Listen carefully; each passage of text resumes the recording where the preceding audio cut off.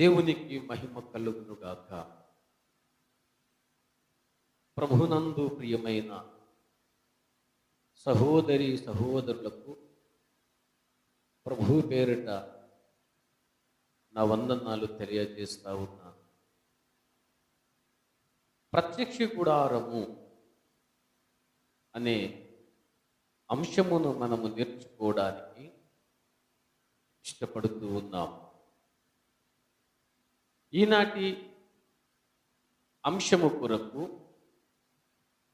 మూలవాక్గా పునాది వాక్యముగా నిర్గమాకాండము 27వ అధ్యాయము ప్రారంభ వచనం చదువుకుందాం. మరియు 5 మూరల పొడుగు 5 మూరల వెడల్పు గల బలిపీఠమును తుమ్మకర్రతో నువ్వు చేయవలెను. ఆ బలిపీఠము చచౌకముగా నుండవలెను. దాని ఎత్తు 3 మూరలు. దేవుడి మాటలు మన వినికిల్లో దీవించి ఆశీర్వదించును గాక. ప్రభునందు ప్రియమైన దేవుని బిడ్డలారా, ప్రత్యక్ష గుడారము అనగానే మనకు వెంటనే గుర్తుకొచ్చేవి 7 ప్రాముఖ్యమైన ఉపకరణములు. ఈ 7 ప్రాముఖ్యమైన ఉపకరణములు ప్రత్యక్ష గుడారములో 3 గదులలో ఉంటాయి. మొదటిది ఆవరణము. ఆవరణములో బలిపీఠము, ఇత్తడి గంగాళము, ఈ 2 ఉంటాయి. రెండవ గది పరిశుద్ధ స్థలం. ఈ పరిశుద్ధ స్థలములో 3 ఉపకరణములు ఉంటాయి. సన్నిధి రొట్టెల బల్ల, దీపవృక్షము, సువర్ణ ధూపవేదిక. ఆ విధముగానే మరి ఒక గది అతి పరిశుద్ధ స్థలం. ఈ అతి పరిశుద్ధ స్థలములో 2 ఉపకరణములుంటాయి.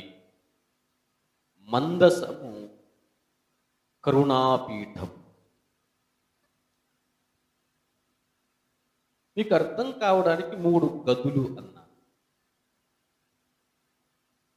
వాస్తవంగా ఆవరణము, పరిశుద్ధ స్థలము, అతి పరిశుద్ధ స్థలం. ఈరోజు మనం ఆవరణములో ఉన్న మొదటి ఉపకరణము, ప్రత్యక్ష గుడారములో ఎప్పుడైతే ఎంటర్ అవుతామో వెంటనే మనకి కనబడేది బలిపీఠం. ప్రత్యక్ష గుడారమునకు ఒకే ఒక్క ద్వారము ఉంటుంది. ఆ ద్వారము గుండా లోపలికి వెళితే మనకి ముందు తారసపడేది బలిపీఠం.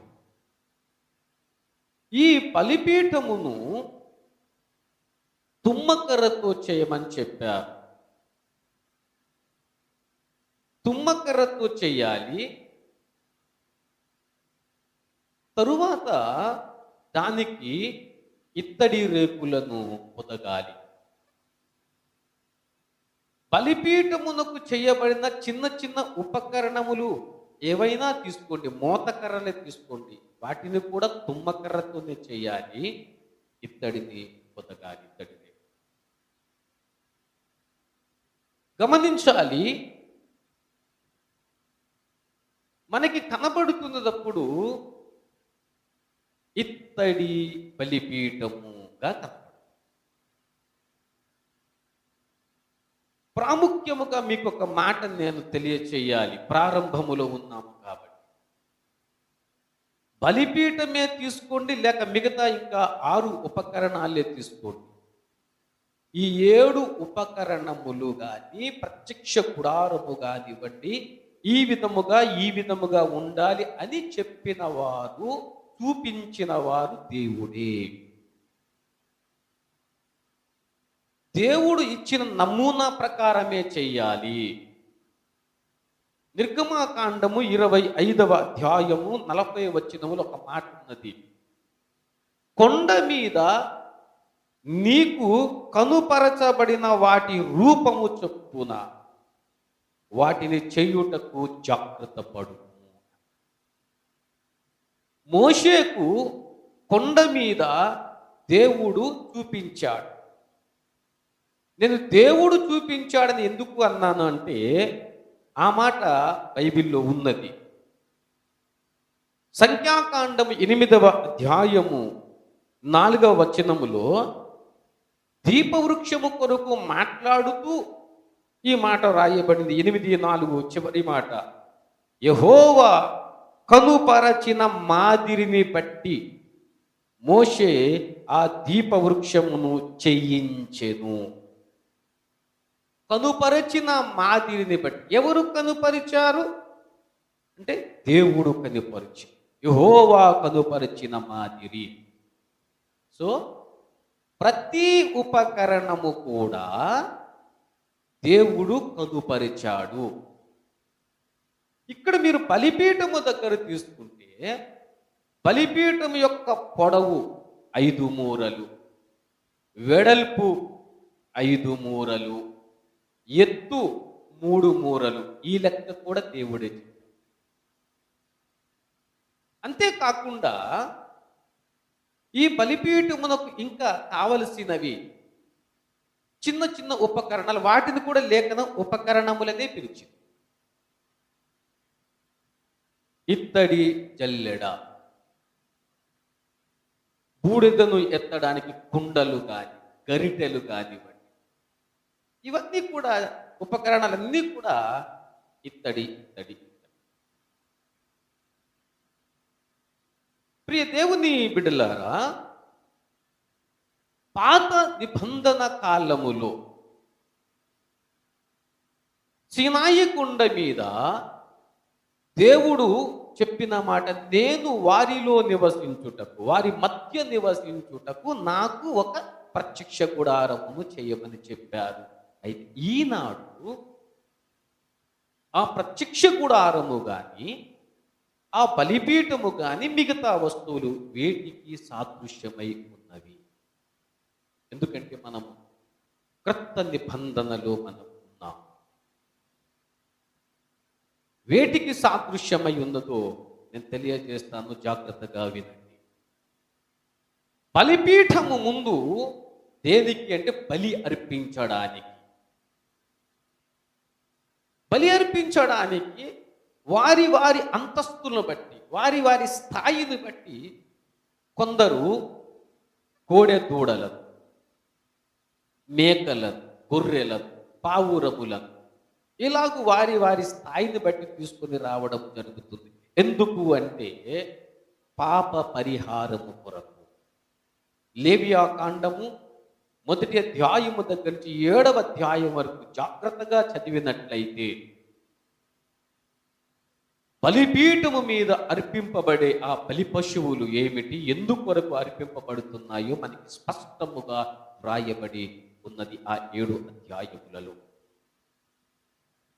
అనగా మనకి అర్థమవుతున్న మాట ఏంటంటే, పాపి అయిన మనిషి, పాపము చేసిన మనిషి, పాపం వలన వచ్చు జీతము మరణము కాబట్టి, ఈ మరణమును తప్పించుకోవడానికి తనకు బదులుగా వేరొక ప్రాణిని తీసుకొని వస్తున్నాడు. చావవలసిన వాడు చావలేదు, చావలసిన వానికి ప్రతిగా వేరొక జంతువు అక్కడ చనిపోతుంది. అనగా బలిపీఠము దేని కొరకు అంటే, చావలసిన వానికి ప్రతిగా వేరొక జంతువును బలి ఇవ్వడానికి ఏర్పరచబడిన వధస్థలి. వధస్థలి మనకి తెలియజేస్తున్నది అన్నమాట. బలిపీఠం నీకు బదులుగా వేరొక జంతువు చనిపోతున్నది. ఈ పాపి అయిన మనిషి తన పాపమును ఒప్పుకునే విషయములో తన కుడి చేతిని ఆ జంతువు యొక్క తల మీద పెట్టాలి. యాజకుడు చేసే పనులు చేస్తాడు, తర్వాత అది అర్పింపబడుతున్నది. ప్రియ దేవుని బిడ్డలారా, పరిశుద్ధ బైబిల్ గ్రంథం తెలియజేస్తా ఉన్నది. మొదటి కొరింథీ పత్రిక 5వ అధ్యాయము 7వ వచనం మీరు చూస్తే, క్రీస్తు అనే పస్కా పశువు వధింపబడెను అని వ్రాయం. అనగా ఆయన గత 2000 సంవత్సరాల నాడు వధింపబడిన పస్కా పశువు. పాత నిబంధన కాలములో ఒక్కొక్క వ్యక్తి కొరకు ఒక గొర్రె. కానీ క్రీస్తు నాథుడు వచ్చిన తరువాత మొత్తం విశ్వమానవాళి కొరకు ఒక్కొక్క గొర్రె అవసరము లేదు, మీ అందరి కొరకు నేను చనిపోతాను అని ప్రభువారు చనిపోయారు. మన పాపములన్నీ కూడా ఆయనే తన మీద మోసుకొని వెళ్ళాడు. అందుకనే బాప్తిసమిచ్చి యోహాను అన్నారు, లోక పాపములను మోసుకొని పోవు దేవుని గొర్రె పిల్ల. ఆయన శాపగ్రాహి, మన శాపములన్నీ కూడా ఆయన గ్రహించాడు. అనగా బలిపీఠము అనగా సిలువ. ఈనాడు బలిపీఠం అనగా సిలువ. ఈ వధస్థలి దగ్గర ఒక గొర్రె పిల్ల వచ్చింది. ఆ గొర్రె పిల్ల నజరేయుడైన యేసునాథుడు. అనగా మీకు అర్థమై ఉంటుంది, ఆనాడు బలిపీఠము, ఈనాడు మనకి ఒక బలిపీఠం ఉన్నది. ఆనాడు బలిపీఠమేమో ఒక్కొక్కరికి, కానీ ఈనాడు బలిపీఠము అందరికీ ఒకే సమాధానము చెప్పడానికి ఒక బలిపీఠం ఉన్నది, అది సిలువ. ఒకే గొర్రె ఉన్నది, నజరేయుడైన యేసు. కాబట్టి ఆనాడు చెప్పబడిన ఆ బలిపీఠము ఈనాడు యేసుకు సాదృశ్యం. బలిపీఠమును చూస్తే, బలిపీఠమును చూచి అంగీకరిస్తే, ఈ వధస్థలి దగ్గర నా కొరకు కూడా గత 2000 సంవత్సరాల నాడు క్రీస్తు నాథుడు బలి పశువుగా చనిపోయాడు నా కొరకు అని ఎవరైనా విశ్వసిస్తే వారికి పాప క్షమాపణ దొరుకుతుంది. నమ్మండి, విశ్వసించండి. బలిపీఠం మీద మీ ఒక్కసారి మీ కన్నులు ఉంచండి. దేవుడి మాటలు మన వెనుకలు దీవించి ఆశీర్వదించండి.